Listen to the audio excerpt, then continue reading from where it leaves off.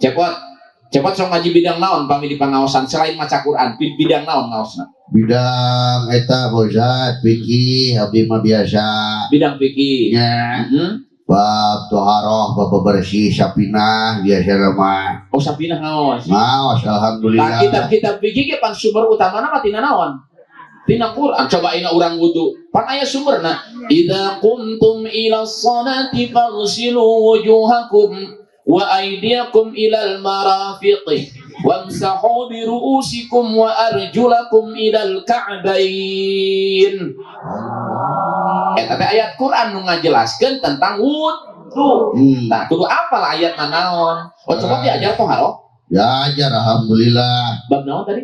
Bab bersih, bab toharoh. Pan bebersih teh aya tina najis, aya tina hadas. Tina najis pernah diajar? Najis apal keneh nepi ka ayeuna alhamdulillah. Cik Usa rek nanya. Najis sabaraha hiji? Kamu nanya. Kamu nanya. Jawab aja. Najis sabaraha hiji? Najis itu ada 3. Hiji. Hiji mughaladzah. Apa kan ya? 2 mukhaffafah. Mukhafafah. 3 mukhammamah. Emang aya najis mukhammamah? Aya setiap aya papa aya mamah bodoh. Oh, pedah nu kadua mukhafafah, katilu mukhammamah. Ngintil we hayo mamah teh.